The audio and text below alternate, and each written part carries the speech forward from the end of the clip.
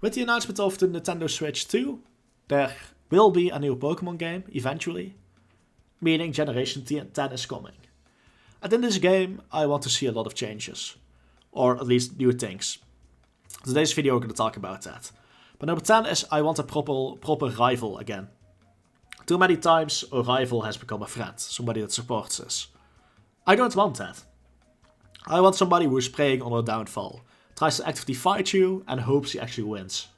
Somebody that's actually fighting you. It's been a while since we had one of these and I would like to see it return. But number 9 is that I want it to be double battle only. Yeah, or at least with a huge focus on double battles.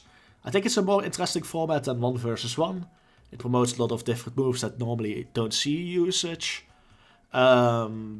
Yeah, I think this is actually somewhat of a popular sentiment. I'm not sure how well it would go through with the target audience though, but I think double battle just makes sense.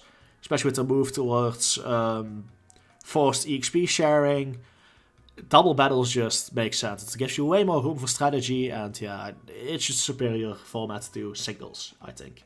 But number 8 is having things happen in the world, making it a living world. For this I want you to look at Grand Theft Auto. It would be so cool if you're walking around and you just see Pokemon battling it already.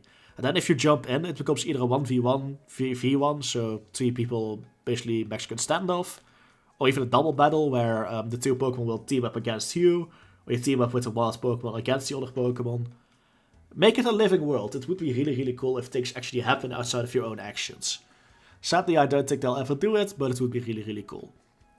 Another thing I really want to see return at number 7, by the way, is the evolution hints from Generation 5. In Pokemon Black and Black 2 and White and White 2, you could actually message the professor and ask them basically, how does this Pokemon evolve? And he will answer you. That's really nice. They need to bring that back, especially with obscure evolutions. It would be really nice if I could just message the professor and know if my Pokemon evolves, and if so, how.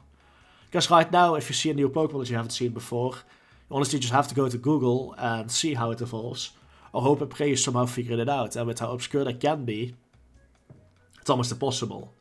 So if we're going to be about exploration, gives an in-world way to know how to evolve it. But number 6 is no long animations forced on moves or transformations. I really disliked Z moves and terrorizing in the recent Scarlet and Violet when it came to animations, because it just took too long. You're just stuck there waiting, looking at the animation. It made me not want to terrorize ever. It really made me dislike the mechanic in Violet. I hope if they do such a thing again, they had an option to speed up or skip the animations. But number 5 is actually quite a huge one. I want voice acting. No voice acting was fine when we had just sprites. But when you have proper 3D animation with the character's mouth moving and nothing comes out, it just makes me laugh at how ridiculous it looks. It looks absolutely stupid and it just doesn't work.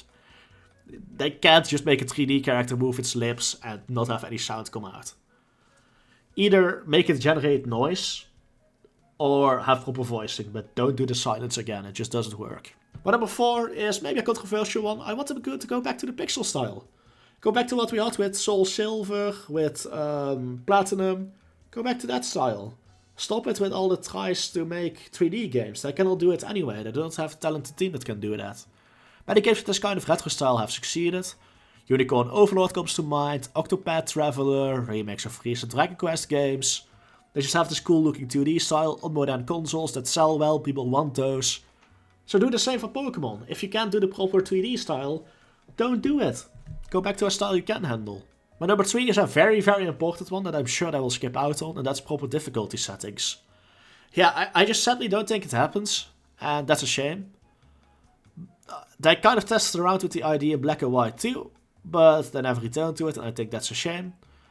A lot of people have issues with the forced EXP share, for example, but I think the complaints really come down to the difficulty settings that you don't have. If the game was more challenging, you would welcome this EXP share, it would be needed.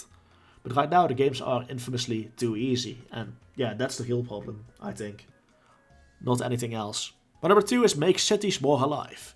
I'm not entirely sure how, but outside of gyms and stores, you had no reason to explore the cities in Scarlet and Violet. Maybe have more things going on in the city, maybe like a tournament or something, I don't know, but make your cities feel more alive. Give us a reason to explore the cities. They really did a great job with Scarlet and Violet making a living, breathing world. Now it's time for the cities. Of course, my number one is that I want a more polished, balanced, open world. It was really amazing that they did this in Scarlet and Violet. It was a lot of fun, but it lacked some polish.